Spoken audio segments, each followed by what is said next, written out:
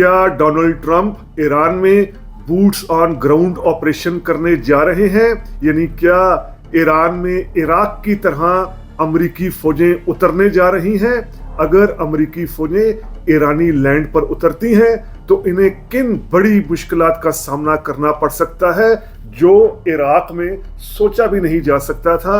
यही आज जानने और समझने की कोशिश करते हैं रीथिंक विद उमर जावेद में। तमाम दोस्तों को रीथिंक विद उमर जावेद में वेलकम। अमेरिकन मीडिया, खास तौर पर अमेरिका के ऐसे बड़े अखबारात जो वहाँ की पॉलिसी मेकिंग में बड़े माने जाते हैं, ऐसी बातें की जा रही हैं कि डोनाल्ड ट्रंप बड़े सीरियस होकर सोच रहे हैं कि ईरान में बूट्स ऑन ग्राउंड कर दिया जाए, जिस तरह 2003 में इराक पर किया गया। उस वक्त जॉर्ज बुश ने इराक के खिलाफ बूट्स ऑन ग्राउंड किया और इराक पर कब्जा कर लिया।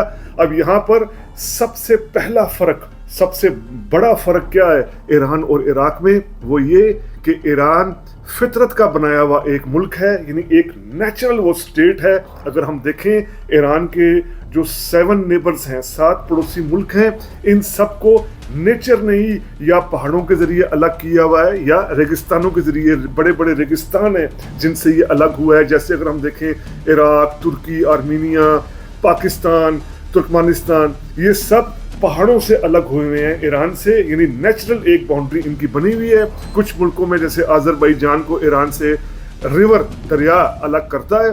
तो एक तो ईरान एक फितरी मुल्क है, जबकि इराक इंग्लैंड और फ्रांस का बनाया हुआ मुल्क है जो फर्स्ट वर्ल्ड वॉर के बाद बनाया गया था। 1921 में इराक नाम का मुल्क एक बना दिया गया, गैर फितरी सा मुल्क जिसमें अरब्स भी थे, जिसमें शिया पॉपुलेशन भी थी, कुछ फारसी बोलने वाले भी थे, कुछ कुर्द भी थे। तो एक गैर फितरी मुल्क था इराक।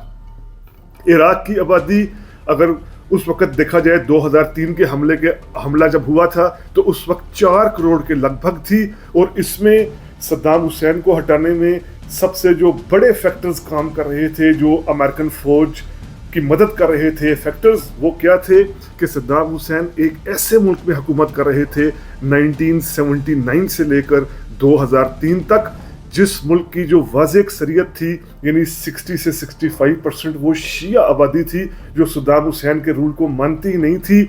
30-35% के लगभग सुन्नी थे और 15 से 20% कुर्द थे।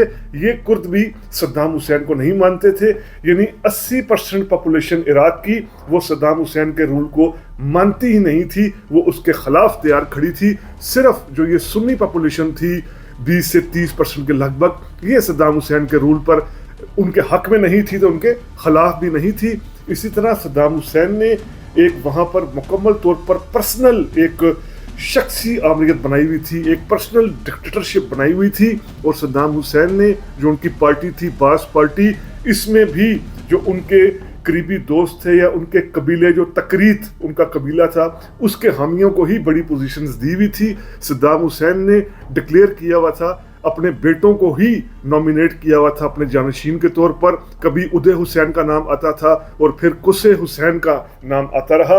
यानी सद्दाम हुसैन ने किसी भी तरह का पॉलिटिकल सिस्टम नहीं बनाया था, बल्कि ये ज़ाती एक अजारादारी थी। और उसके बाद फिर जब 2003 में अमेरिका अटैक करता है इराक पर, तो इराक 1991 की वॉर के मुकाबले में बहुत ज़्यादा वीक हो चुका था, क्योंकि जो सद्दाम हुसैन ने असला, टेक्नोलॉजी, मिसाइल पावर, थोड़े बहुत जो ये उस वक्त के वेपन्स थे वो इकट्ठे किए भी थे ईरान वॉर के ख़िलाफ़ 1980 से 88 के दौरान। 1991 में वो रही सही जो अस्करी ताकत थी वो भी ख़त्म हो गई थी सद्दाम हुसैन की। यही वजह है कि हम देखते हैं जैसे ही 20 मार्च 2003 को इराक पर हमला होता है तो सद्दाम हुसैन की जो फौज होती है 3.5 से 4 लाख के लगभग, इसमें सद्दाम हुसैन ने कुछ डिवीजन की हुई थी, कुछ रिपब्लिकन गार्ड्स थे, कुछ फदाइंस थे, कुछ रेगुलर आर्मी थी, मिलाकर ये 4 लाख आर्मी थी।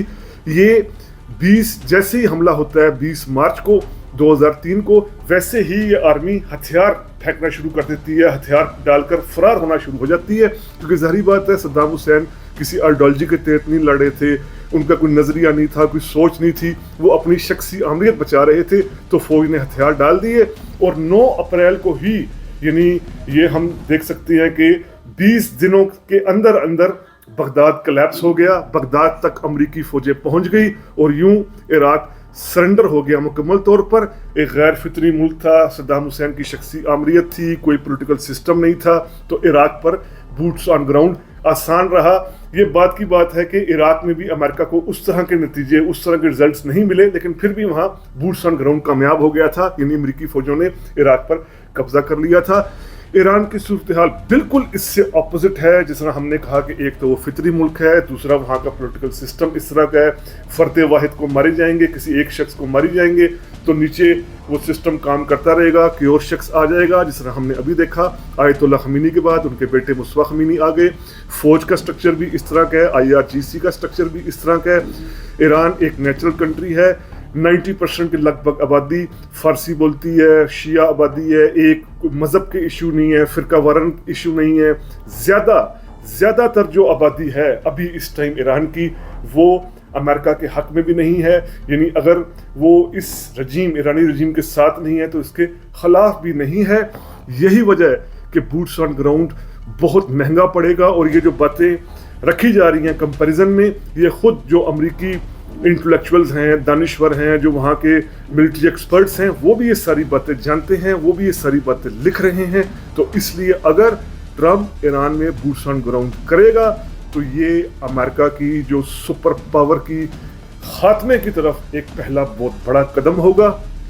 तो ये ईरान और इराक के दरमियान क्या फ़र्क है, बूट्स ऑन ग्राउंड क्यों ईरान में नाकाम होगा, इस पर किया गया vlog rethink with Umar Javed के प्लेटफॉर्म के जरिए आपके सामने पेश किया गया। उम्मीद करते हैं आपको वीलॉग पसंद आया होगा। अगर पसंद आया है तो काइंडली सब्सक्राइब कीजिए रीथिंक विद उमर जावेद। शुक्रिया।